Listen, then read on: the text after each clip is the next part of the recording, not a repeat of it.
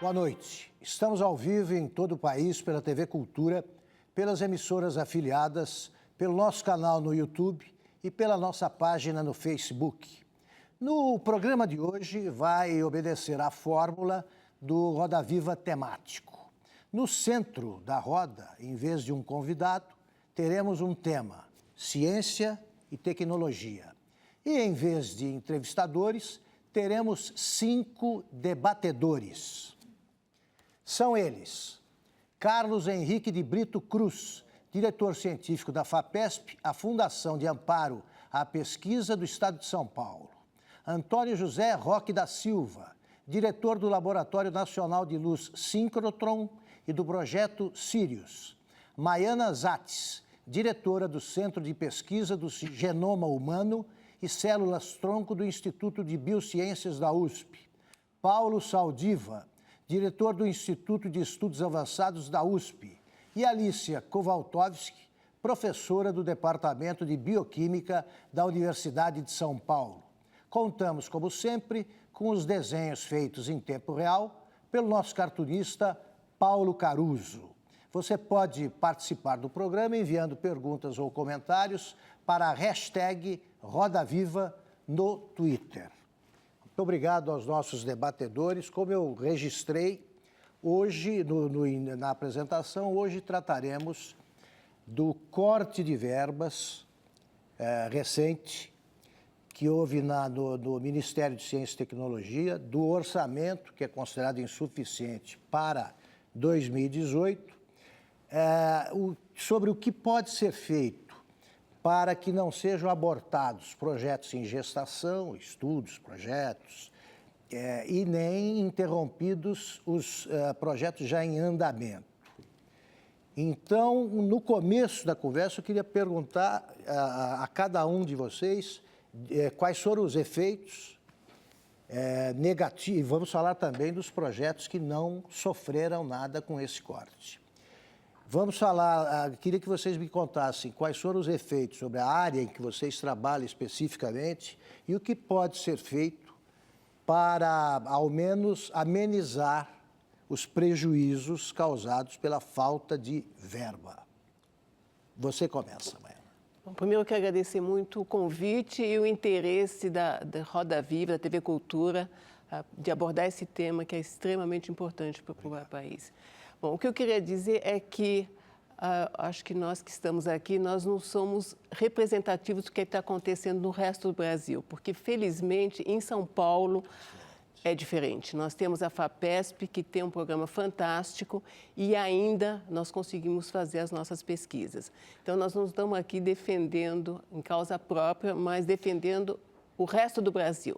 E a gente sabe que no resto do Brasil o corte de ciência está sendo desastroso. Então, tem laboratórios que estão fechando por falta de verbas, alunos que não têm bolsas, um desânimo entre os jovens que não veem futuro e cérebros que estão indo embora e não querem voltar. Então, esse é o primeiro impacto que a gente está sentindo e que pode ser irreversível. Perfeito. A roda prossegue com o Brito Cruz. Então, Augusto, eu acho que, um pouco como a Maiana disse, existe atualmente uma terrível crise de financiamento no sistema federal brasileiro. O governo brasileiro, por alguma razão, no passado, gastou o dinheiro daqueles anos e o do futuro. Então, agora, o país está com falta de recursos para tudo, não é só para ciência e tecnologia. Falta dinheiro para a saúde, para a rodovia, para a segurança, para tudo. Esse reequacionamento, eu acho que coloca um desafio enorme para a área de ciência e tecnologia, que é o desafio de como demonstrar àquelas pessoas que pagam imposto e aos seus representantes que é importante reservar uma parte dos recursos do governo federal para apoiar as atividades de pesquisa, seja no mundo acadêmico, nas universidades e nos institutos de pesquisa, e seja nas empresas, porque tem uma parte muito importante da pesquisa em qualquer país do mundo que é feita nas empresas. E todos os países onde a economia prospera têm programas de governo que também ajudam as empresas a realizar mais pesquisa por meio de subsídios, subvenções, etc. Nós estamos vendo uma dificuldade enorme nesses dois lados, quer dizer, no financiamento federal à pesquisa acadêmica e no financiamento federal à pesquisa industrial. Isso faz um efeito de círculo vicioso, porque à medida que a empresa faz menos pesquisa, ela tem menos tecnologia, tem menos competitividade. A universidade faz menos pesquisa, forma pior os seus estudantes, ou forma menos, e o futuro você tem menos capacidade tecnológica ainda, e depois você vai ter menos e menos e menos. Então, é um desafio muito difícil no qual o Brasil foi colocado. Perfeito. Paulo Saldiva. Bom, agradecendo, eu concordo com a professora Maiana, no sentido de que nós estamos vivendo numa bolha de virtude dentro do Estado de São Paulo. Não que seja a situação perfeita, porque a própria FAPESP sentiu a diminuição do repasse pela queda do ICMS e teve algumas peraltices da Assembleia Legislativa que tentaram carimbar o dinheiro da FAPESP digamos, com uma certa conotação política. Mas o que está acontecendo é que tem duas áreas que é diferente de uma ponte. Você pode cortar os orçamentos e você pode postergar a montagem de uma estrada ou de uma rodovia, de uma ferrovia, de um empreendimento físico, que são educação, porque as pessoas que deixarem de ser educadas adequadamente vão ter um prejuízo permanente, saúde, porque as pessoas não vão poder adiar a necessidade de acesso à saúde, e ciência e tecnologia. Porque, no caso, o Brasil, para ser um país competitivo, vai precisar de recursos humanos qualificados. E a mensagem hoje que está clara, principalmente para quem depende de recursos federais, e que as agências de fomento estaduais estão quebradas, porque o Estado também quebrou, você vai dizer para os jovens, não tem futuro.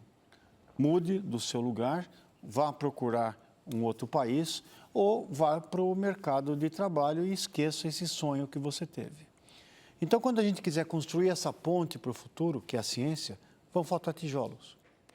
Ou seja, demora muito tempo para você recuperar o prejuízo da falta de confiança de um jovem, o indivíduo que não tem certeza que ele vai ter nem a bolsa para fazer isso. E não estamos falando de recursos vultosos. Veja, uma bolsa não é aquela coisa que permite o indivíduo viver nababescamente, ou que os recursos que foram aprovados para o projeto que ele se envolveu, de repente alguém diz e fala assim, olha, não tem mais daqui a 2, 3 anos. Esse indivíduo vai embora. Então, nós estamos jogando fora a esperança de uma geração. E essa é uma pena que esteja acontecendo no Brasil, porque isso vai comprometer o nosso futuro. Perfeito. Bom, boa noite. Da Silva. Boa noite a todos os ouvintes. Obrigado de novo, como a Maiana falou, pela oportunidade. E eu vou pegar o gancho e falar, concordo plenamente com o Paulo. Quer dizer, eu acho que tem uma questão de escala temporal associada à ciência e tecnologia, que ele falou da formação de recursos humanos. Você tem alguém que entra na graduação e termina um doutorado, um pós-doutorado e começa a ser pesquisador, nós estamos falando de um prazo de 10 anos.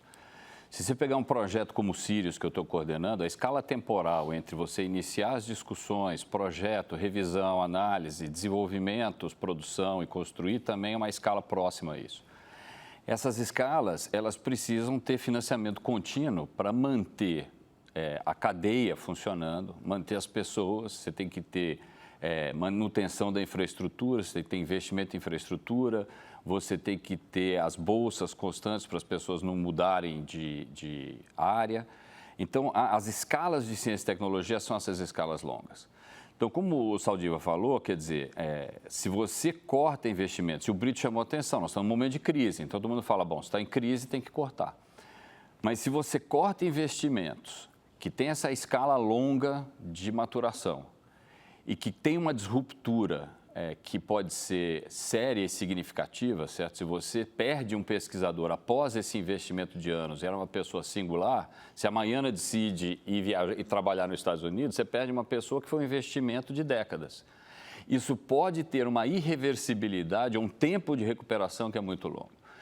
Quando você tem que fazer escolhas orçamentárias, e nós não estamos falando de uma escolha de valores brutais, nós estamos falando aqui de alguns bilhões, poucos 2, 3 bilhões dentro do tamanho do orçamento, já faria uma diferença brutal para CIT. Quanto se tem e quanto seria necessário? Aproveitando, fazendo abrindo esse parênteses. Então, veja, nós já tivemos patamares, talvez alguns anos atrás, perto de, tirando, eu vou colocar assim o dinheiro que vai para a Bolsa, que a Mariana falou, o dinheiro que vai para os institutos de pesquisa, vou tirar o dinheiro do salário fixo, por quê? Porque você não tem como cortar.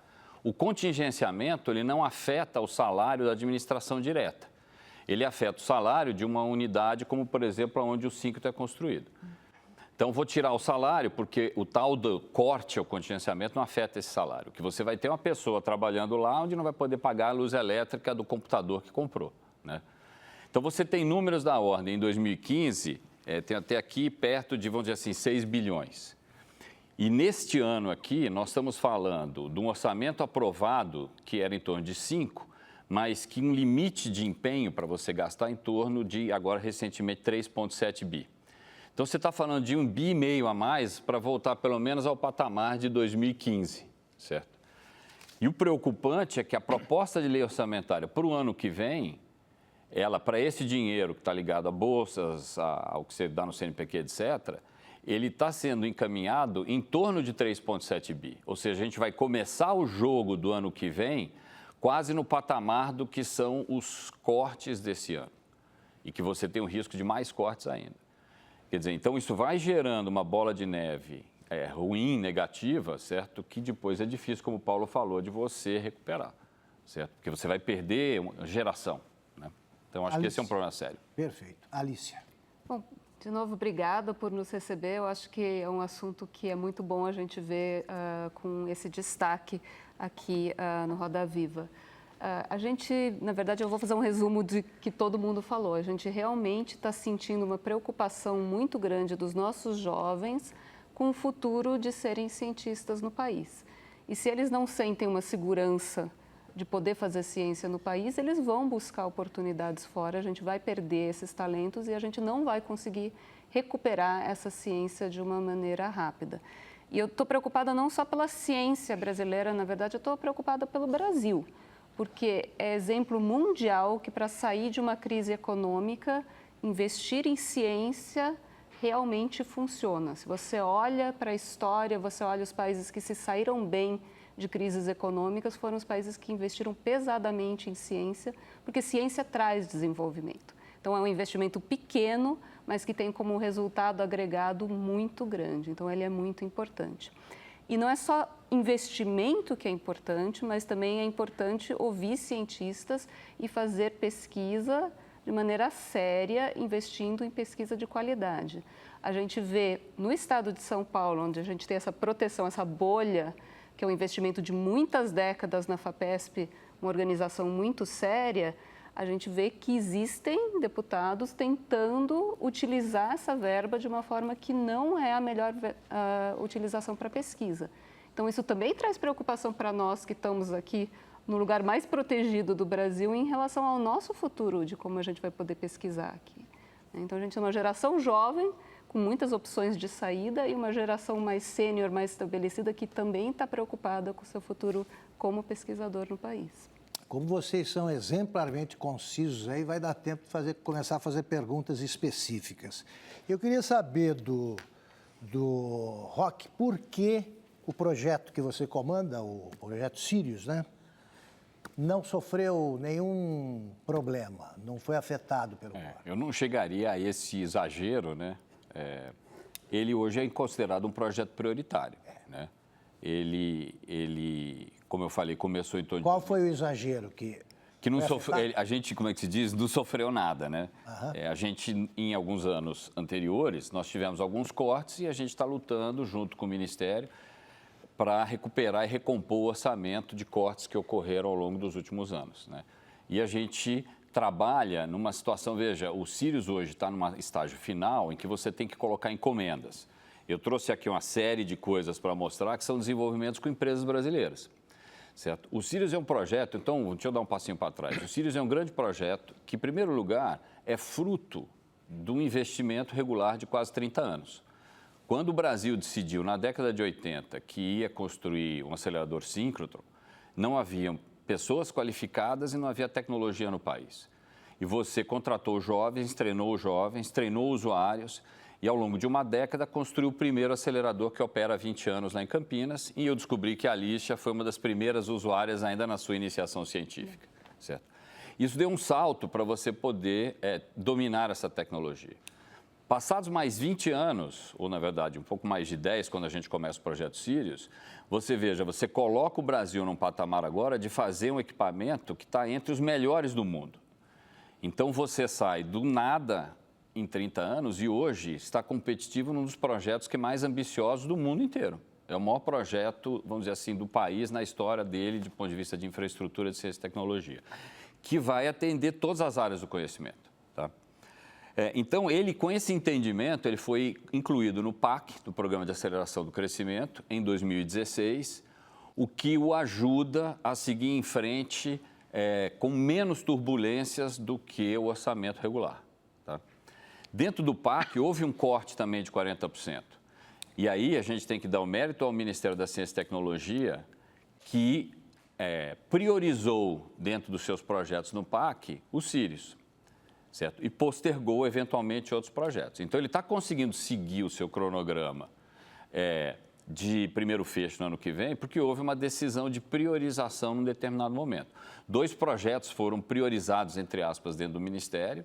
Um deles é o satélite geoestacionário, que já está orbitando, e a toda a parte de infraestrutura terrestre que precisa ser feita, e o Sirius, certo?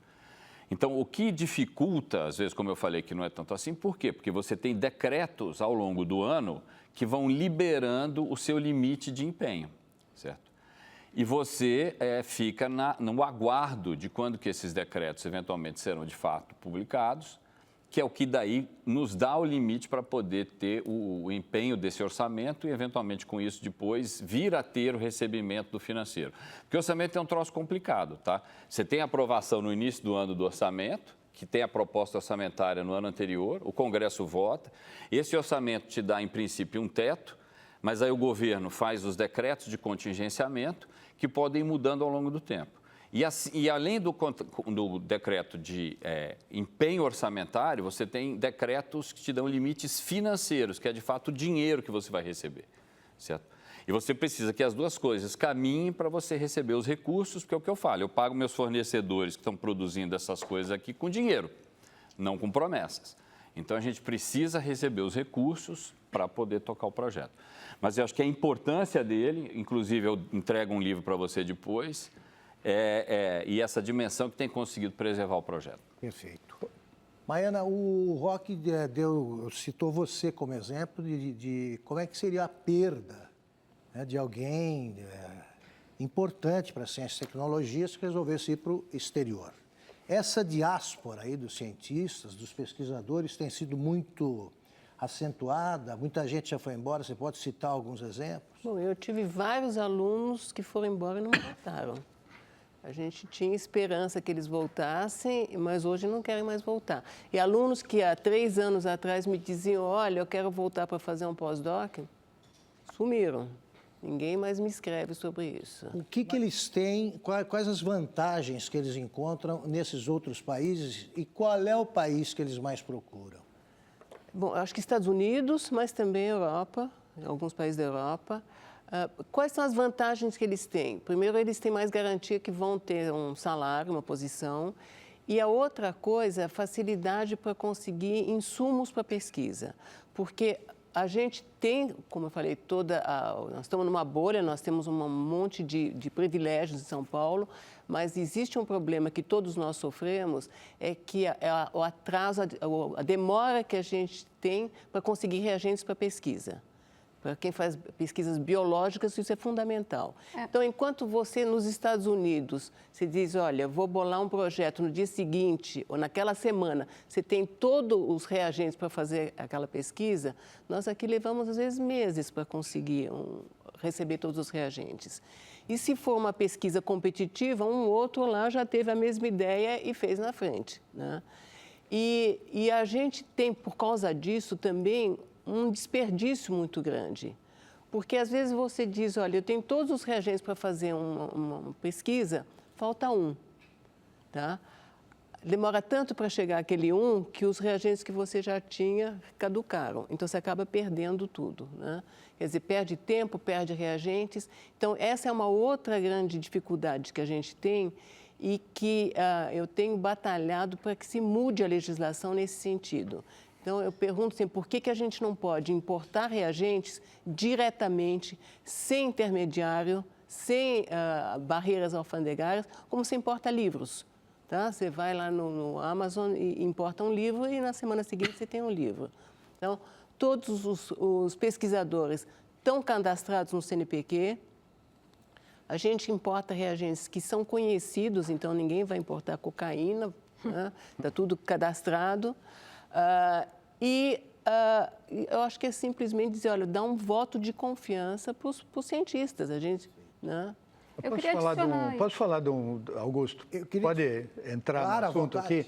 É que eu queria, porque senão o telespectador vai desistir desse programa, porque do jeito que a gente está falando aqui, não tem nada que funciona nesse sistema, e tem. Então eu queria dizer do outro lado. Aqui eu já falei que funciona. Não, mas eu queria dizer do outro, para que precisa ter um sistema de ciência e tecnologia num país? Tá certo? Então, o Brasil, o sistema de ciência e tecnologia que tem no Brasil, que foi construído ao longo de muitas décadas, porque é uma coisa que começou, sei lá, quando criaram a USP nos anos 30, depois o CNPq nos anos 50, etc. Quer dizer, uma coisa que foi acumulando. Esse sistema é que permitiu, por exemplo, que o Brasil hoje tenha uma das agriculturas mais invejadas do mundo, do ponto de vista de produtividade de inúmeros produtos agrícolas, de bovino, suíno, frangos. Quer dizer, o Brasil virou uma espécie do celeiro do mundo por causa de ciência e tecnologia e, em boa parte, por causa de ciência e tecnologia criada por brasileiros que se educaram nas nossas boas universidades, aprenderam a estudar o solo brasileiro, as plantas que tem no Brasil, os animais que tem e como fazê-los funcionar melhor no Brasil.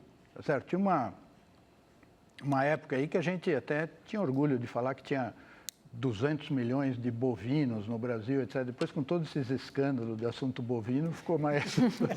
Mas é um assunto importante para o Brasil. O Brasil ganha dinheiro sério com isso, gera milhares de empregos para brasileiros, tá certo? Então, esse é um exemplo. O Brasil fez indústria aeronáutica. Quem que nesse país ia imaginar que o Brasil ia ter a 4ª principal indústria aeronáutica do mundo, ali em São José dos Campos?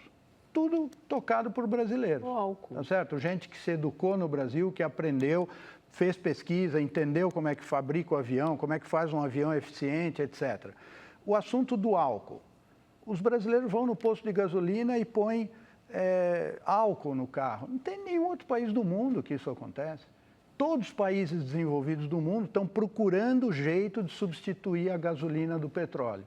E nenhum até agora achou. O único país do mundo que conseguiu fazer isso foi o Brasil com esse assunto do programa do etanol. É uma coisa invejada no mundo inteiro. E, de novo, feito por engenheiros brasileiros, bioquímico brasileiro, químico brasileiro, que foram se meter a fazer um país inteiro industrializado funcionar na base de etanol. E muitos outros exemplos que tem. Então, a ciência e tecnologia que tem no Brasil faz o Brasil ser um lugar melhor. Você pega, por exemplo, uma universidade que nem a Unicamp. A Unicamp, ali em Campinas, nos últimos 40 anos, 35 anos, os estudantes da Unicamp criaram mais de 500 empresas que, só no ano passado, sustentaram 28 mil empregos. 28 mil empregos é muito mais do que todos os funcionários da Unicamp somados. E que faturou, todo esse conjunto de empresas faturou mais de 3 bilhões de reais.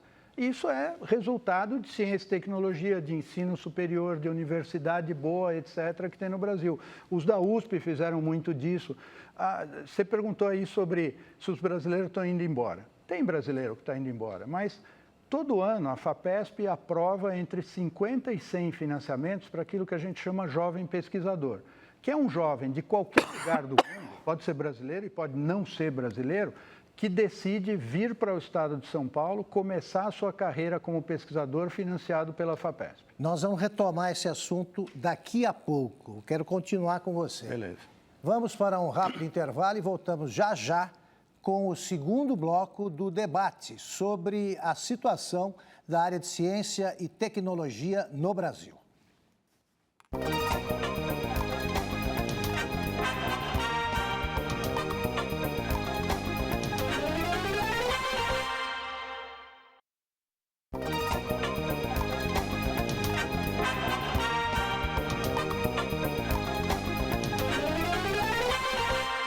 Estamos de volta ao vivo com o debate sobre o corte de verbas na área de ciência e tecnologia no Brasil e de que modo foram afetados os projetos em andamento.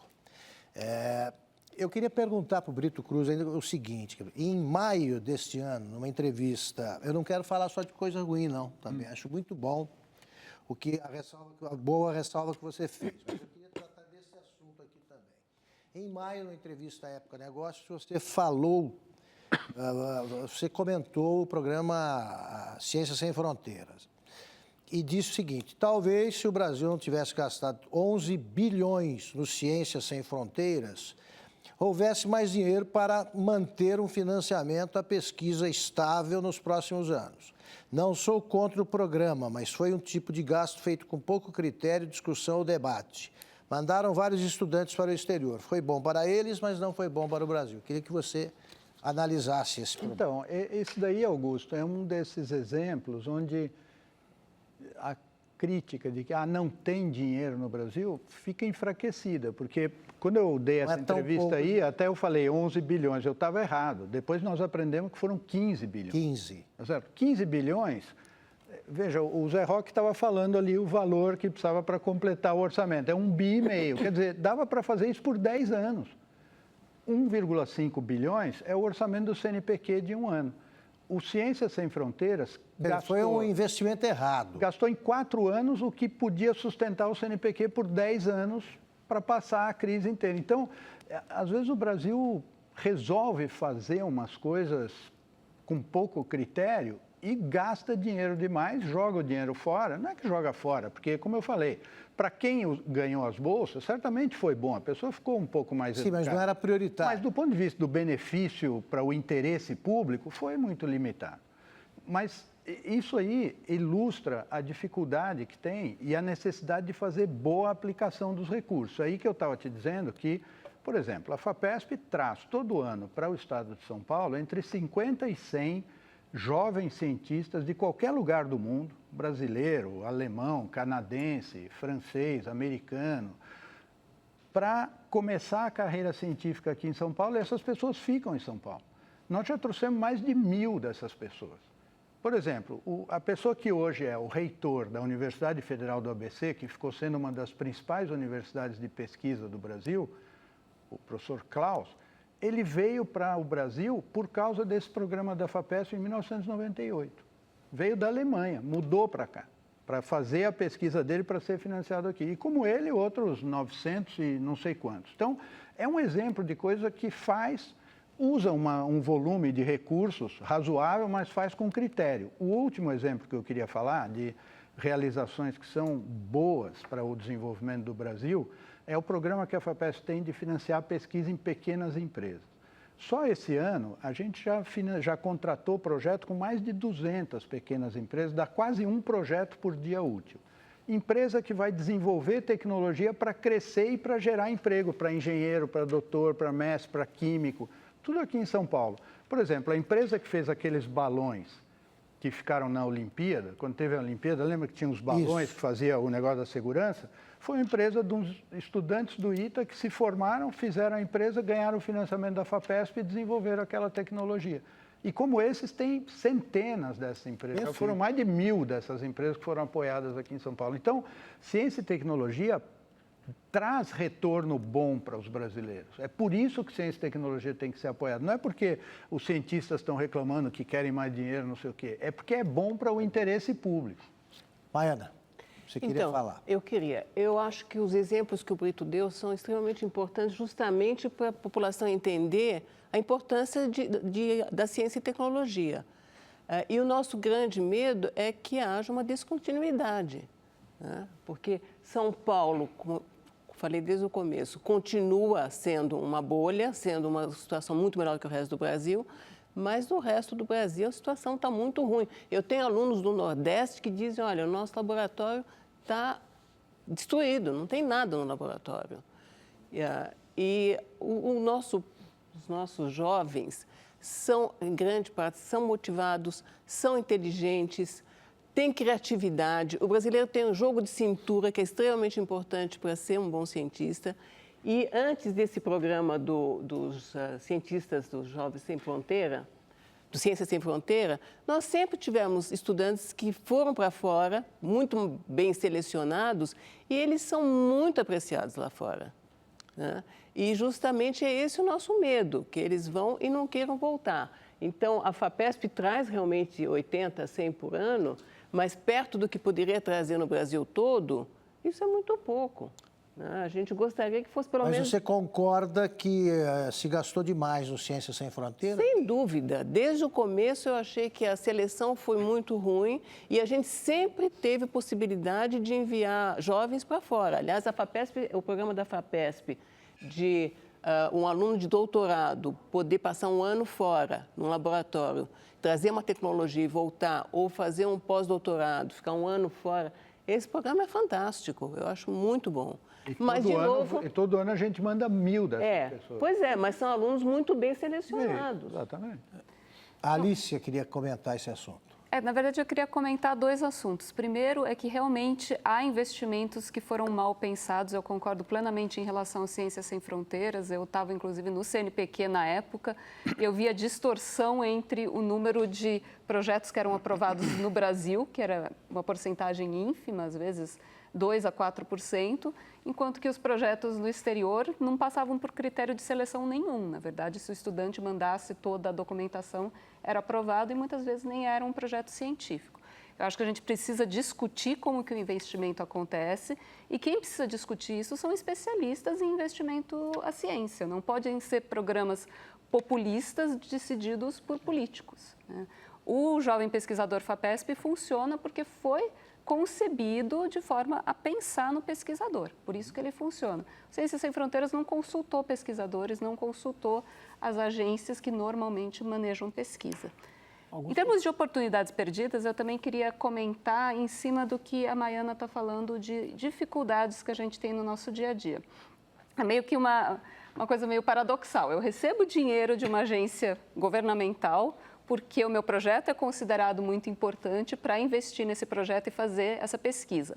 Mas quando eu vou comprar os insumos necessários para fazer esse projeto, tem outra agência governamental falando, não, você não pode comprar isso, você tem que preencher tais formulários. É uma burocracia enorme. Será que a gente não consegue aproveitar uma época de crise como essa para rearrumar a casa e fazer coisas que ajudam o pesquisador que não teriam custo direto, mas ajudariam muito?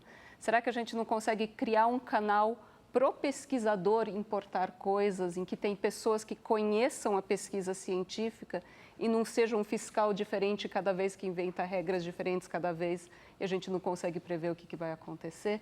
Eu acho que isso mudaria muito as nossas perspectivas, a gente teria muito menos perda de material para pesquisa, muito menos perda de tempo, muito perda de bolsa de aluno, né? Porque ele fica esperando chegar a esses reagentes e faria muita diferença sem custos. Paulo Saldiva, sua vez. Eu acho que o professor Brito colocou exemplos muito claros de que se houver, digamos, um projeto consistente, o projeto do síncroton, a exploração de petróleo em águas profundas, o etanol, a agroindústria, a indústria aeronáutica, houve sim uma resposta do sistema científico brasileiro, isso faz parte da riqueza do país. Quer dizer, hoje você precisa dominar esses processos para você ser uma nação de futuro.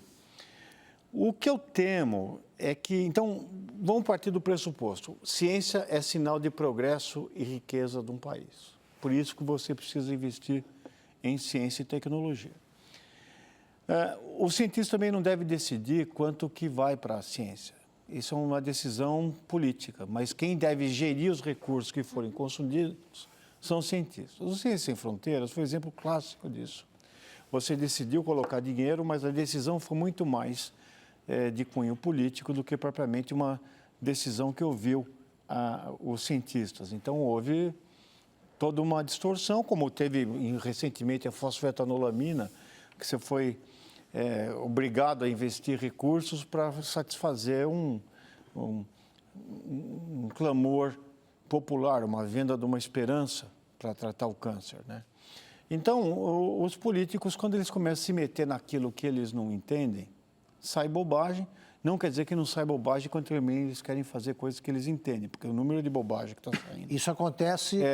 uma produção, uma usina quase que infindável. Isso acontece permanentemente, Paulo? Não, mas teve período. O Ciência Fronteiras foi um exemplo disso, e volta e meia você tem algumas pressões para que você coloque investimento em áreas carimbadas ou que dão, digamos, visibilidade política. Eu acho que o Brasil não está na UTI, na ciência, mas ele poderá estar. E esse vai depender do que vai acontecer nos próximos anos em relação à política. Eu acho que, se o Estado de São Paulo mantiver essa política de investimento no ICMS, na pesquisa e desenvolvimento, aliás, uma parte do que São Paulo é hoje, em termos de desenvolvimento, ela se deve às universidades e aos institutos de pesquisa que foram montados aqui dentro. Aliás, isso é um diferencial bastante grande. Agora, não é essa a situação do país. Em geral, você tem estados onde o sistema de pesquisa precisa de um apoio federal maciço e mais. As soluções para os problemas dos estados dependem da presença do pesquisador lá. Você não pode fazer... Existem soluções locais para temas muito específicos. E eu acho que se houvesse desestímulo e se essa situação persistir durante muito tempo, nós não vamos conseguir... Nós vamos ter um atraso muito grande. É difícil recuperar esse... Quer dizer, para que o espectador entenda, nós estamos falando de cortes na área federal. Basicamente federal. O que vocês estão dizendo é que o investimento do governo estadual é mais importante. Aqui em São Paulo, aqui em São Paulo não tem dúvida. É aqui. É o único estado brasileiro. Qual é o montante disso? Vocês podem dar para avaliar? Eu passaria para a pergunta para o senhor. O investimento feito aqui em São Paulo, o investimento feito com recursos estaduais é um pouco menos que o dobro do investimento feito com recurso federal. E esse permaneceu? Permaneceu na seguinte medida. O Paulo falou que a ciência não está na UTI, mas o Brasil está na UTI. O Brasil está. Tá certo? Então, a ciência também está. E o Brasil na UTI, a economia brasileira decresceu muito nesses anos de 2014 até o ano passado. Como decresceu a receita fiscal. A receita fiscal federal e do Estado de São Paulo. Então, também decresceu um pouco a capacidade de aplicar, mas não é... Decresceu 5%, 6%. Então, é uma coisa gerenciável se você tiver critério e autonomia e previsibilidade, que são três coisas que no mundo federal tem menos. Perfeito. Mas nós tivemos... O Roque precisa falar nesse tipo. Não, só rapidinho. Nós tivemos um outro problema dentro das universidades. Houve corte de verbas nas universidades. E nós tivemos perda de funcionários e que não... Universidades federais. Estaduais também, a USP não, também. Mas perdão, não teve corte de verba na universidade. A universidade criou despesas maiores do que conseguiria pagar com o dinheiro que sabia que teria. Isso é diferente de jogar a culpa no governo. O governo nunca cortou. A USP recebeu todo o percentual direitinho do ICMS que a lei diz que ela tem que receber. A universidade deu um salto maior que as pernas, por razões boas e más, etc., e teve que passar 4 anos com o cinto muito apertado. Mas a USP fez isso demonstrando, na verdade, o que é autonomia universitária, porque ela entrou no buraco sozinha e saiu do buraco sozinha. Nesses últimos 3 meses, o orçamento da USP já está equilibrado do ponto de vista de receita que recebe do governo do estado e do ponto de vista da folha de pagamento. Então, é uma demonstração boa esse caso da USP de como é que a autonomia traz uma responsabilidade, traz um peso para a instituição que é planejar direito o que faz e resolver os problemas que a instituição mesmo criou. Bom, mas nós perdemos funcionários que não puderam ser repostos. Nós perdemos técnicos muito importantes. Claro, porque criou-se uma despesa impossível de ser sustentada. Aí, no futuro, aos poucos, vai se repondo. Agora, importante é que a produção científica da USP nunca caiu nesses 4 anos.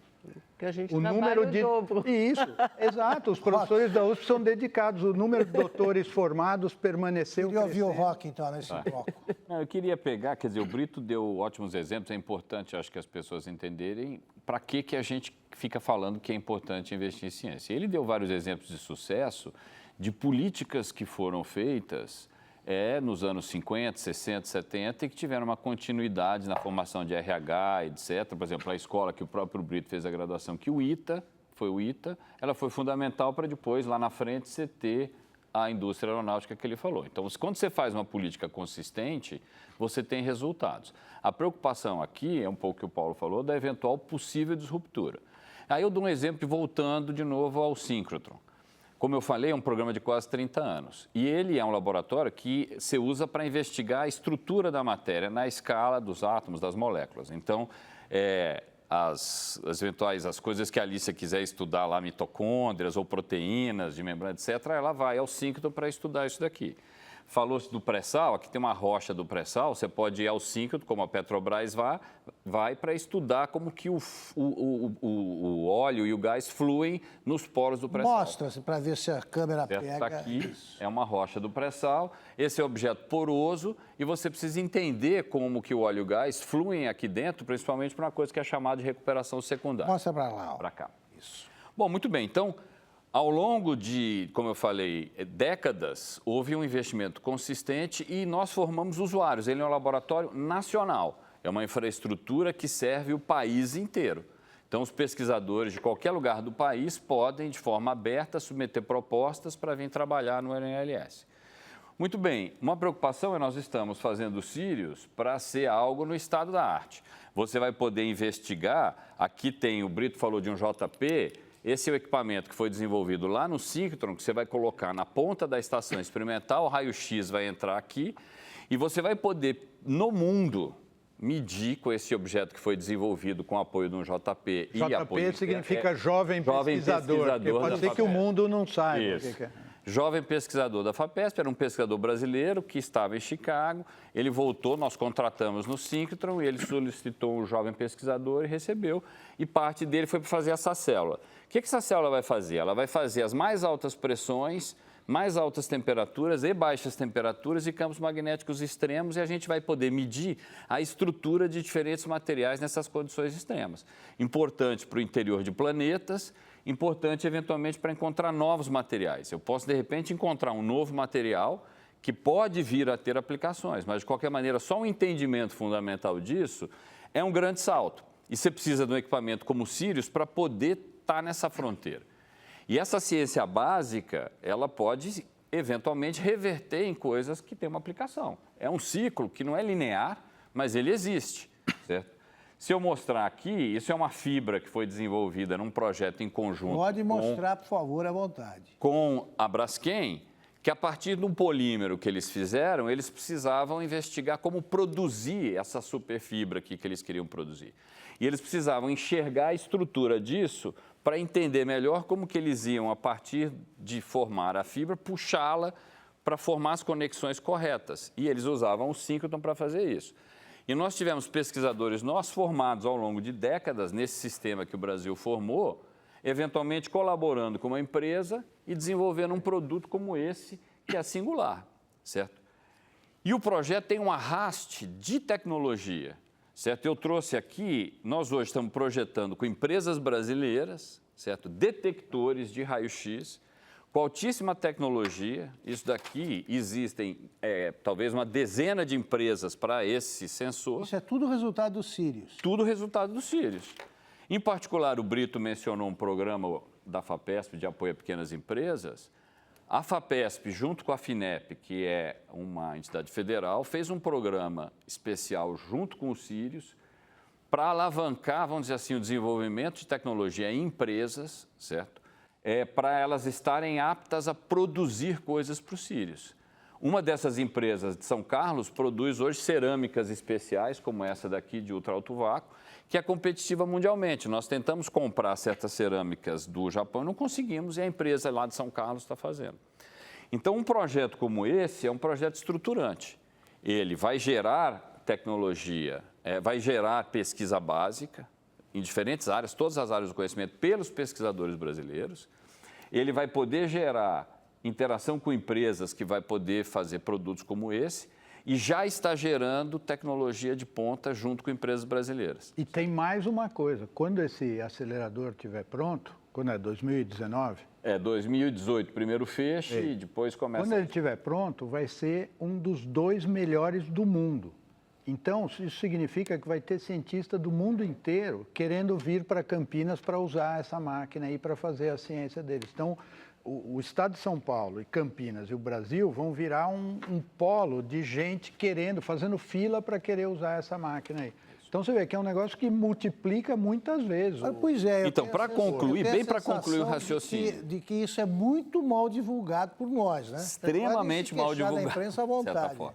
E só para concluir, quer dizer, então todo esse investimento, todo esse esforço, a gente precisa da continuidade da formação dos pesquisadores, dos usuários, para que eles possam vir utilizar essa máquina, certo? Então, por exemplo, na área de tomografia, a gente vai poder fazer tomografia de células e enxergar dentro do núcleo a estrutura do DNA, que pode vir a ter impacto em pesquisas ligadas à diferenciação celular e questões que as outras são mais especialistas do que eu. Só que você precisa ter pesquisador brasileiro preparado para vir fazer esse tipo de trabalho. Senão na fila só vai ter estrangeiro. Senão daqui a pouco o risco é na fila só ter estrangeiro. Isso. Eu concordo plenamente. Eu queria também colocar mais um fator multiplicador do pesquisador, que é que nós somos as pessoas que dão aula para os profissionais do futuro. E os profissionais formados nas universidades com pesquisadores vão ter uma formação muito melhor, né? Um médico, um biólogo, um engenheiro, um farmacêutico que é formado por professores que são pesquisadores, estão na fronteira do conhecimento, realmente sabem o que há de novo, muito melhor formados. Então, não é só cientistas que são beneficiados por essa atividade. O interesse dos jovens diminuiu, Alicia? Sabe que eu acho que ciência é realmente um prazer, que é uma chamada quase. Da paixão. A pessoa que é cientista, ela é cientista mesmo e ela vai ser cientista. E tanto que você está vendo pessoas aqui que estão pedindo mais dinheiro para a ciência, mas não estão pedindo mais salários. Nenhum de nós quer um aumento de salário. A gente quer mais dinheiro para poder trabalhar mais nos nossos laboratórios, né? A gente está pedindo para trabalhar mais, que é um pouco atípico em outras áreas da sociedade.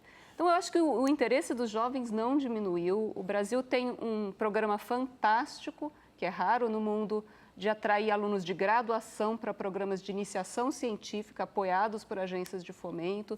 Tem alunos fantásticos formados dessa maneira, publicando trabalhos, desenvolvendo tecnologias. Isso eu não vejo diminuir. O que vai acontecer é que, se tiver uma continuidade de falta de financiamento, nós não vamos ter oportunidades para esses interessados e eles vão procurar outra coisa. Muito bem. Vamos para outro ligeiro intervalo e voltamos já já com o terceiro bloco do debate sobre problemas e soluções na área de ciência e tecnologia no Brasil.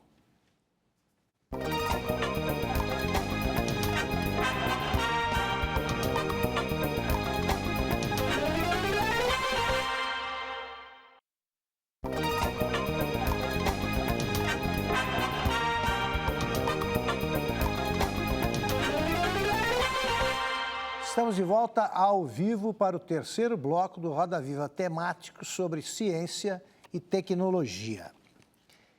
Alicia, eu estou aqui com um livro seu, O que é Metabolismo, como nossos corpos transformam o que comemos no que somos. É claro que é parte do seu trabalho de cientista. O que é que você conta neste livro aqui, para eu saber o que é que vocês fazem? Eu trabalho com metabolismo, é a minha linha de pesquisa, né? A gente tenta entender as transformações químicas que acontecem dentro dos nossos corpos, né? Como que a nossa comida é transformada nas nossas moléculas, como é transformada em energia para a gente poder viver, né? E o metabolismo atrai muito atenção popular, né? Todo mundo gosta de culpar o metabolismo por várias coisas, né? Mas ninguém sabe exatamente o que metabolismo é. Então, eu achei importante escrever e explicar o que é metabolismo, até para informar mais a população, porque é uma área em que tem muita desinformação na literatura popular, né? Então, várias dietas milagrosas, etc., que realmente são boas demais para ser verdade. Eu acho que se a gente traz um pouco de informação geral, ajuda a população a fazer decisões melhores. Bom, esse bloco é um pouco mais curto, nós teremos 15 minutos. Paulo Saldiva quer falar. Então, isso que a Alícia está falando e fez, né, que é construir narrativas mais inteligíveis para que a população, primeiro, entenda a importância da ciência, né?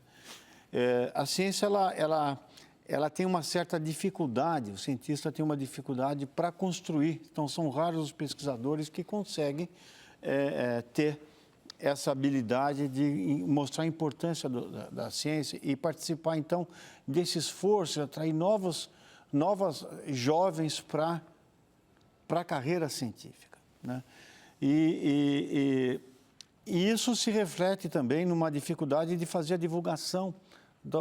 Tudo isso que a gente está discutindo aqui, cada um podia contar um exemplo de coisas que estão acontecendo no Brasil é de ponta, mas ela não é um tema, tem pouco jornalismo científico. Em que sentido, está dizendo? Você tem alguns cientistas que viraram jornalistas, mas você não tem uma pauta. A gente às vezes tende para pegar o espetaculoso, né, ou então prometer coisas que não podem. Os jornalistas não entendem disso. Ou prometer coisas que você não pode entregar depois, né? Aliás, quando aparece um querubim, o Descartes não matou Deus, viu? Ele simplesmente mudou de endereço. Vai aparecer alguém de avental branco no domingo propondo que fazendo coisas que só o Espírito Santo fazia. E se tiver um avental com um logo de uma universidade de prestígio, vai ser um anjo de maior envergadura.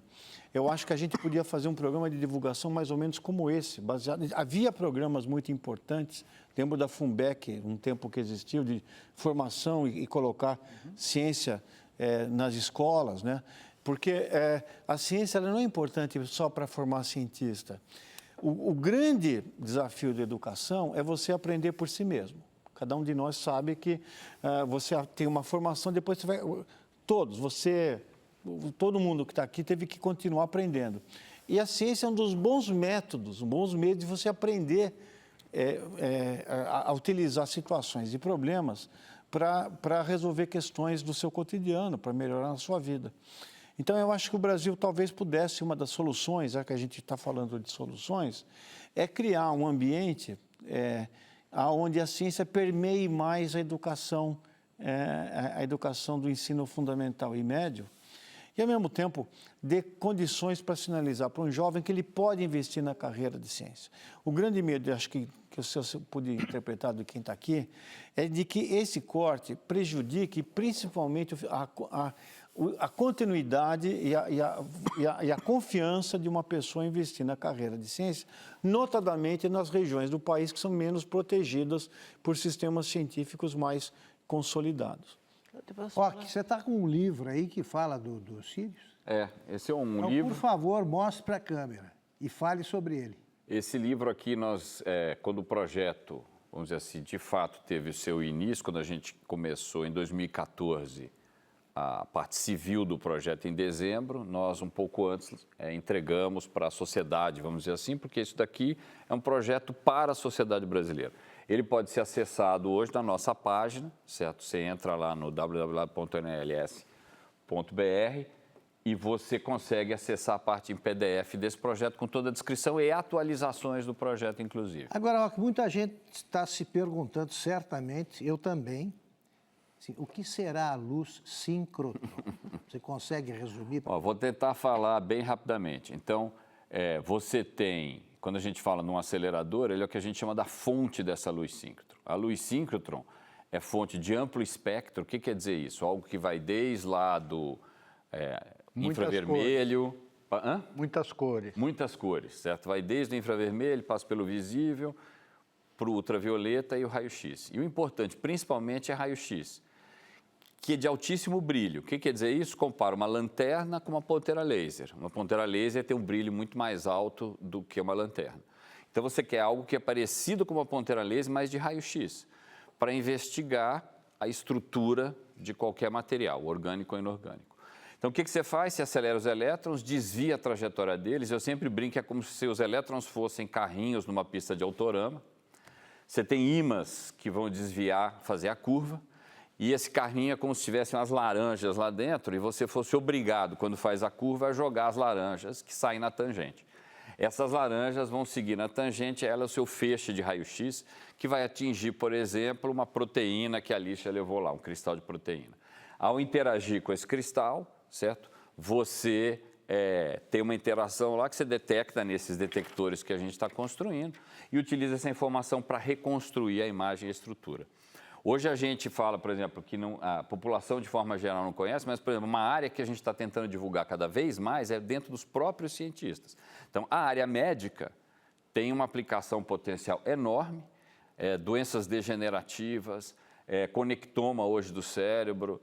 Então, toda uma parte de tomografia 3D com resolução de célula única e você poder enxergar e acompanhar, inclusive, migração para os cílios, a gente vai conseguir fazer isso, no nível de íons na interconexão de uma sinapse, você vai conseguir acompanhar. E isso pode ter um impacto enorme no entendimento de uma série de doenças que são importantes para a sociedade, principalmente quando ela envelhece. Certo? Então, nós temos que divulgar o próprio laboratório, não somente para a sociedade, mas entre os próprios cientistas e as diferentes áreas. Mas é isso que eu queria perguntar, queria ouvir o Brito Cruz sobre isso aí. Eu já reconheço há tempos aí a incompetência da imprensa em cobrir essa área. Mas, além disso, o que é que falta para que mais pessoas saibam o que eu acabei de ouvir, por exemplo, do rock? A escola, como lembrou o Paulo Saldiva, o que precisa ser feito para que isso seja divulgado? Então, Augusto, não é que... Vou discordar um pouquinho de você, porque não é que tem uma incompetência. Tem muitos jornalistas que cobrem isso e que fazem bem isso aí. Cobrir ciência Mas mais e tecnologia. em revistas especializadas, né? Em revista, em jornal, em blog.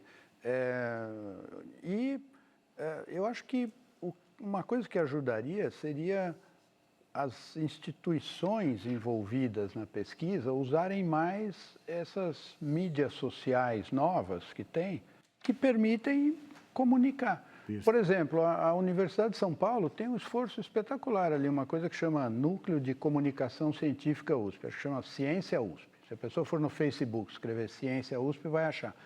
Tem uma lista ali de clipes de 1 minuto, 1 minuto e meio, sobre todo tipo de problema, sobre grafeno, semicondutor, DNA, proteína, metabolismo, ratinho que tem fibra óptica enfiada na cabeça para fazer o Mas isso não é mais dirigido aos iniciados? Não, não é. É para o público em geral. Eles entendem. Tem posts desse que chegaram em mais de 1 milhão de pessoas. E eles falam de tudo, falam da arqueologia, de como é que o ser humano veio parar na América, como é que foi a evolução da espécie. Quer dizer, é um tipo de esforço bom. Era disso que você falava, Alice? Sim, o canal Ciência USP eu definitivamente recomendo para quem tem interesse. Eles têm um programa de vídeos que são didáticos de divulgação para público geral entender. E a FAPESP tem uma revista que sai mensalmente, que também pode ser acessível na internet, a revista Pesquisa FAPESP, que traduz todo mês um conjunto de projetos de pesquisa financiados pela FAPESP de uma forma que o público em geral possa entender para que aquilo serve, quais são as dificuldades, como é que faz para aquilo acontecer. Quer dizer, tem muitas iniciativas. Eu acho que a gente não deve exagerar assim nessa coisa de que nós não fazemos nada, tudo que a gente faz não dá certo. Tem muitas coisas acontecendo, mas também a gente tem que levar em conta que o Brasil é um país grande e um país que tem problemas na hora de educar o seu povo, tá certo? Então, para apreciar notícias sobre ciência, precisa ter um pouco de educação. E o sistema educacional do Brasil não é o melhor do mundo. Né? No caso, meu papel aqui não é fazer comentário, é perguntar a vocês, mas Só eu não resisto. Um parênteses bem rápido. No site do RNLS, a gente também tem uns videozinhos curtos, chama Luz Pra Quê? E aí você pode ver de vários assuntos e ver para que serve. Mas eu não resisto à tentação de registrar só o seguinte. Diga lá. Os jornalistas tendem a fazer o que eu chamo de jornalismo oficial. Então você cobre problemas. Se há uma greve na universidade, você vai ouvir o reitor, presidente de uma entidade qualquer, de estudantes, e o sindicato, a associação, qualquer coisa assim. E só. Você não ouve o professor, ele menos conhecido. Então, é isso que eu digo, que é o jornalismo oficial. E a gente não cobre o que se passa na universidade. Eu, por exemplo, fiquei sabendo agora que um dos problemas que a gente discutia no meu tempo de universitário, que já faz bastante tempo, a gente discutiu o seguinte: não havia nenhuma interação entre universidade e empresa. E nem queríamos, porque isso aí era coisa de capitalista. Hoje isso mudou muito, pelo que você falou, mudou bastante. Mudou bastante, olha. Chegamos a um ponto ideal, falta muito? Não, dá para ter mais, mas tem muita interação e tem poucas, digamos assim, barreiras do ponto de vista da intenção das pessoas. Os pesquisadores nas universidades têm interesse em fazer isso e muitas empresas no Brasil e fora do Brasil querem interagir com as universidades que têm no país, especialmente as daqui de São Paulo. Por exemplo, nós fizemos na FAPESP um programa agora que chama Centros de Pesquisa e Engenharia, onde a FAPESP se associa com uma empresa para criar um centro de pesquisa numa universidade que vai ganhar financiamento por 10 anos. Nós fizemos um aí na Escola Politécnica da USP que vai usar 100 milhões de reais, em parceria com a Shell. A Shell veio do exterior para querer usar a pesquisa que tem na USP. Fizemos com a GlaxoSmithKline. Tem um centro no Butantã, um na Universidade Federal de São Carlos. Também veio da Inglaterra para usar a pesquisa que tem aqui. Então, tem muitas dessas oportunidades e tem cada vez mais. A principal razão é porque tem universidades aqui no estado de São Paulo que são muito competitivas internacionalmente. E qualquer um no mundo que está precisando de acesso ao conhecimento percebe que tem gente aqui disposta e capaz de ajudar. Maiana. Então, eu queria falar duas coisas. Primeiro, em relação à interação com a iniciativa privada, eu acho que realmente melhorou muito, eu concordo com o que o Brito falou, mas ainda falta muito. A iniciativa privada dá dinheiro para pesquisa básica, eles dão para pesquisa aplicada. Então, teve agora uma... Qual é a diferença entre básica e aplicada para quem está nos acompanhando e não sabe? Uma pesquisa que gera conhecimento. Então, eu posso fazer, por exemplo, eu vou pesquisar o que causa a doença de Alzheimer, por exemplo. Isso pode significar um tratamento ou não. Pode ser que eu passe anos tentando entender e isso não vai gerar um medicamento. Tá? E isso acho que ainda falta muito no Brasil. Aplicada já... Aplicada, a indústria farmacêutica ou toda a parte de indústria, tudo isso a gente tem, mas para a pesquisa básica ainda falta muito. Falta, Maiana, porque não tem incentivo para as Exatamente. pessoas privadas e empresas investirem em ciência.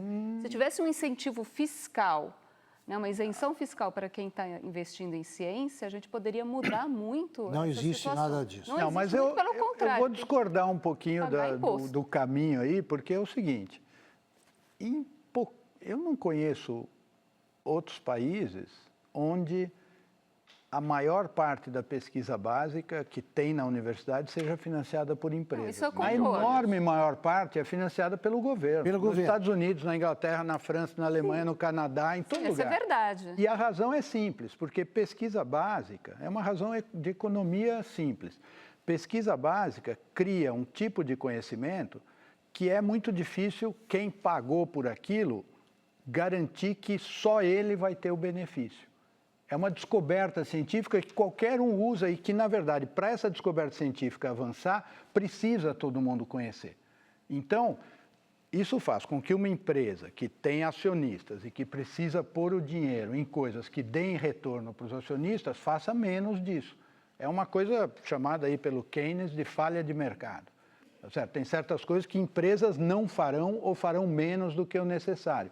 Aí o governo é que tem que fazer. Então, nos Estados Unidos, que é o país menos estatista do mundo, a maior, enorme, 90 e poucos % da pesquisa básica é financiado pelo governo. Aí, quando vai na pesquisa aplicada, no desenvolvimento de tecnologia, aí a empresa faz bastante e faz a pesquisa aplicada junto com as universidades. Mas Vamos por que não para mais incentivar, um né? rápido intervalo e voltamos já para o quarto e último bloco do debate sobre o corte de verbas em pesquisas na área de ciência e tecnologia, situação dos projetos em andamento, novidades e tudo o mais. Voltamos já.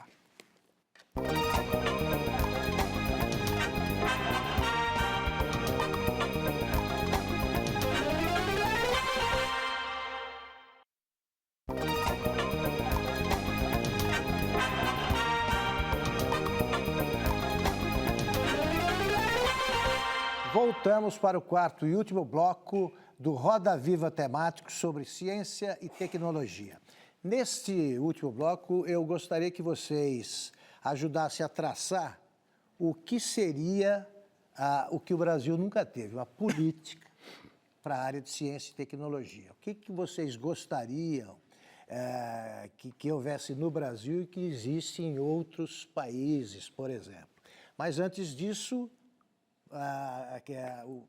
vocês querem comentar o que dizia o Brito? Não, Mariana e Alicia. Eu queria comentar sobre um outro projeto que eu acho que poderia ser muito importante, que incentivar os jovens a gostar de ciência, despertar a curiosidade dos jovens. A coisa mais importante é eles terem laboratórios nas escolas. E a gente sabe que a grande maioria das escolas no Brasil não tem laboratório. Não tem laboratório.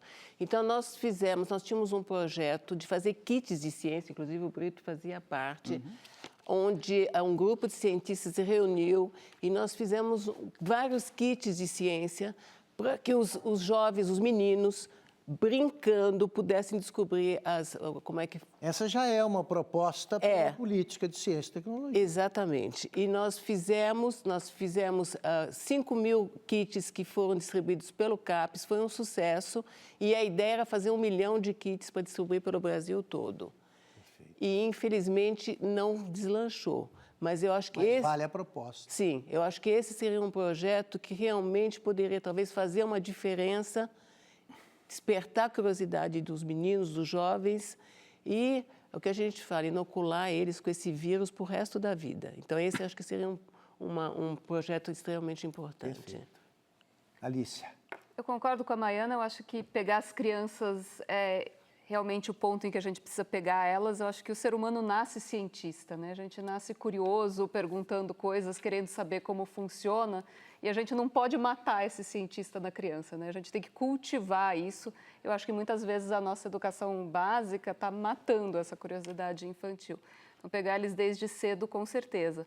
Mas para uma política de médio e longo prazo, a gente tem que ter uma verba bem pensada para a pesquisa que seja garantida e realmente ocorra, e tem que garantir que pessoas que entendam de financiamento de pesquisa e investimento em pesquisa sejam as pessoas que estão manejando essas verbas, para que as verbas não sejam mal utilizadas em programas ruins.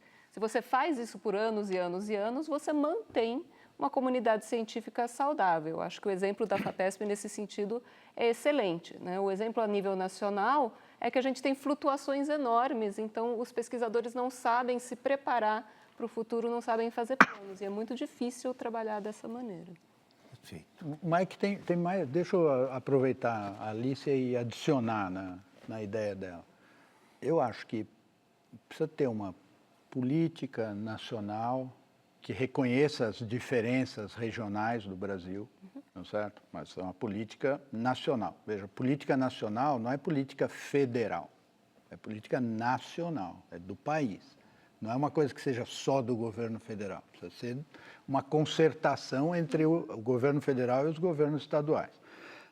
E uma das características que eu acho que precisa ter nessa política é que precisa ter, como a Alicia falou, uma certa continuidade e previsibilidade do financiamento. Em financiamento à pesquisa, às vezes, continuidade e previsibilidade vale mais do que a abundância. Isso. Porque você consegue planejar e você sabe, dá para fazer 3 coisas. Então, vamos fazer 3 coisas por 10 anos, até ficar bem perfeitinho.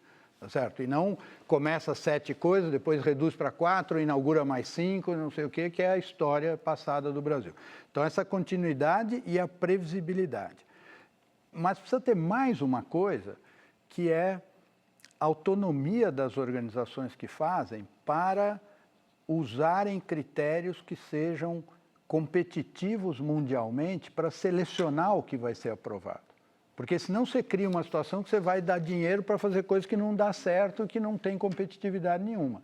Então, um grande desafio para o Brasil hoje é que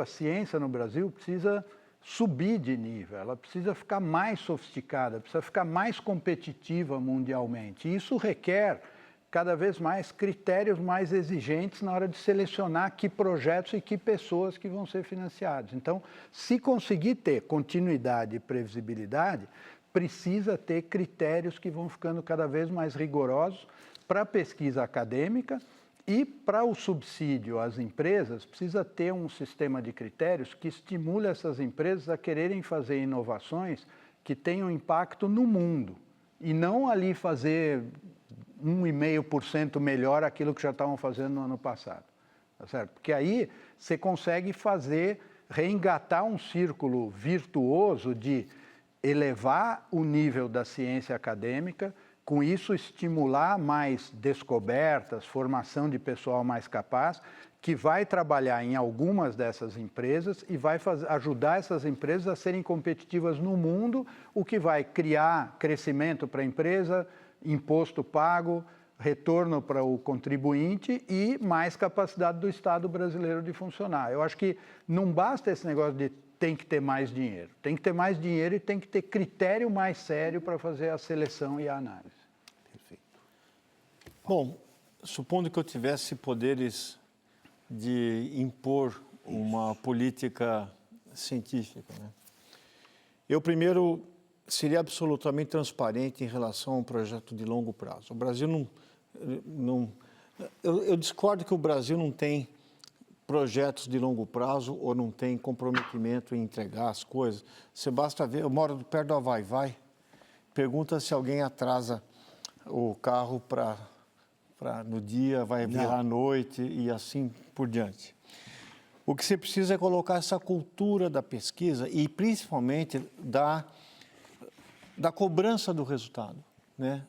Quer dizer, subir o sarrafo, quer dizer, deixar de ser, digamos, generoso com o dinheiro público, ousar mais para pesquisas de risco, para você não repetir o que já foi feito e você fazer conhecimento incremental, você ter uma segurança de empregabilidade, e acho que a empregabilidade não vai vir só das instituições de pesquisa, mas também das empresas.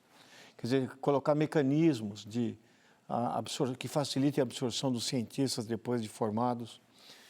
E eu acho que isso seria importante. Aliás, falta projeto de longo prazo. Onde teve projeto de longo prazo, como na agricultura, como na indústria aeronáutica, como na indústria de energia, produção, demorou anos para isso, com investimento consistente.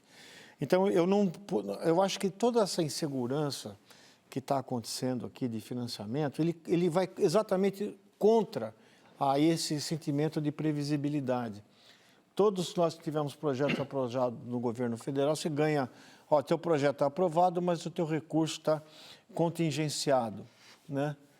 Então, isso aí é uma coisa que não se justifica mais. Quer dizer, nós temos que deixar de fazer alguns projetos em áreas estratégicas, isso acontece com a educação, as bases nacionais curriculares mudam de todo momento. E o único projeto consistente tem sido desses partidos e desses senhores que dominam os partidos se manter a longo tempo. Eles conseguem se manter durante décadas, né? E eu acho que a gente podia pensar, não sei se eu estou sendo idiota, não é que eu não seja, mas nesse momento acho que estou sendo um pouco mais idiota, mas você não consegue fazer política sem um nível de idealismo ou de princípios. E se tem uma área que envolve coisas muito preciosas para o Brasil, como a formação eu falei da ponte para o futuro, né? Eu não quis endossar projetos políticos, foi uma imagem poética que me escapou. Tudo que envolve coisas de longo prazo, esperança, educação e planejamento de futuro para a gente ter um Brasil melhor, ela precisa ter um princípio. E se tem uma coisa que está faltando hoje no Brasil, é princípios. Princípios na elaboração de políticas. Então, talvez eu temperaria um pouquinho a tecnologia com coisas das humanas, que é, por exemplo, valores e que tem que ser implementados quando você vai lidar com a responsabilidade de gente que está se formando, seja no ensino fundamental, no médio e também no ensino pós-graduado. Não, e é natural a indignação de vocês e de qualquer brasileiro que tenha o mínimo de consciência ao se constatar que o mesmo governo que não encontra o dinheiro suficiente para a área de ciência e tecnologia encontra esse mesmo dinheiro para investir na compra da simpatia de deputados Em uma votação. que votaram, né, que decidiram o destino da denúncia, a segunda denúncia contra o presidente Temer, que o governo tem encontrado esses 20 bilhões para distribuir em verbas para deputados. É natural que todos nós aí nos sintamos indignados com isso, é claro. Vocês são representados no Congresso? Todo mundo tem bancada lá, vocês não têm? Por quê? Bom, tem deputados que Tem comissão ajudam de e ciência e apoiam tecnologia. a ciência e a tecnologia. Isso, essa a pesquisa. comissão, por exemplo, de ciência e tecnologia funciona? Tem vários deputados ali que entendem o valor da ciência e tecnologia. Eu acho que não é certo, assim, dizer os políticos são todos horrorosos. Não, eu me refiro aos políticos tem que políticos votaram em troca de certo. verba. Sei lá, a FAPESP é um produto da Assembleia Legislativa do Estado de São Paulo. Brito, só para deixar claro, eu não posso dizer... os Você não políticos, falou até isso. porque eu sou filho de Isso, político. tá bom. Meu pai foi prefeito. Eu me refiro a políticos que barganham Isso, voto. aí é outra categoria. Acho Mas que a política é essencial, só devemos saber votar. o que eu estou querendo defender é que tem alguns lá, tem vários, com quem é perfeitamente possível conversar, debater, articular, levar ideias, eles usam as ideias. Perfeito. Mas a gente Roque. pode e deve aumentar a nossa inserção. Isso, sem dúvida nenhuma. Roque, com você. Na verdade, quer dizer, eu acho que vários do que as pessoas falaram, eu concordo. Eu discordo, quer dizer, não é que a gente nunca teve política científica, nós tivemos, tanto que os resultados que foram colocados foram de políticas científicas que foram construídas no passado. Mas é uma política bem definida? E elas consistente? tiveram objetivos, por exemplo, de formar recursos humanos, mandaram pessoas para o exterior. Eu sou fruto de um resultado de política. Eu fui fazer meu doutorado em Berkeley porque, num determinado momento, formou os pesquisadores que iam retornar ao Brasil e, a partir dali, se aumentar a qualidade da pós-graduação. Então, aquilo foi uma consequência de uma política de formação de recursos humanos, de infraestrutura. Então, eu acho que ocorreram essas políticas. Eu acho que o que o Brasil precisa, eu acho que também foi mencionado, é decidir o que ele quer ser como país, certo? Se nós formos olhar a escala em que você tem que dar resposta, que a ciência pode ter um impacto, como eu falei, escalas que você pode pensar em 10 anos, 20 anos, e essa é a escala que seria importante que os nossos governantes, quer dizer, que você tivesse um planejamento de país dessa escala. Não é? Crises vão e vêm, e como o Brito falou, é importante que você mantenha uma certa regularidade e uma meta e um objetivo, e que você não se desvie demasiadamente dessas metas e objetivos. Então, como que nós vamos gerar emprego para a população brasileira face aos avanços tecnológicos, eventuais mudanças que você pode vir a ter de manufatura e produtividade no mundo? Como é que nós vamos educar? Por exemplo, se nós temos um setor que hoje pode ter uma empregabilidade, eventualmente com automação, você muda vamos dizer assim, essa empregabilidade, o que eu gostaria é que o Brasil tivesse pessoas que vão estar projetando os robôs, o software dos robôs. Então, essa migração de como é que você vai formar as pessoas para se prepararem para o que vem pelo futuro, é que eu acho que é um planejamento de longo prazo que requer. E isso está consistência. acontecendo? Vocês estão um bom exemplo. Não, está mais ou menos. Acho que está ainda mais ou Tem menos. Os 2 anos atuais não dá para usar como parâmetro da história do Brasil. Não. Certo? O Brasil- ano passado e Brasil esse é um quebrou. negócio completamente, sei lá, é que nem Brasil quebrou. 1980 e 81. Era um desastre total. Isso não conta o que é o Brasil e qual é a capacidade do Brasil.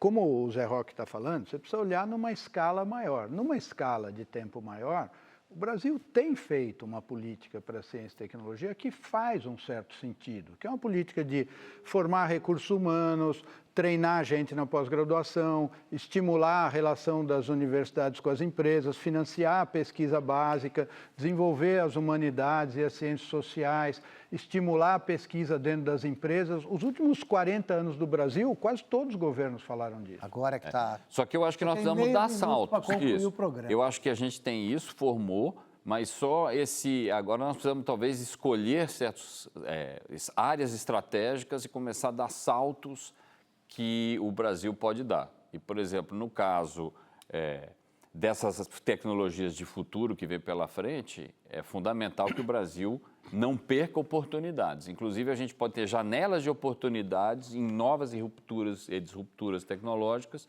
de ganhar espaço, né? Então, eu acho que é importante que o Brasil se planeje para isso, não perca essa janela. Infelizmente, o nosso tempo acabou.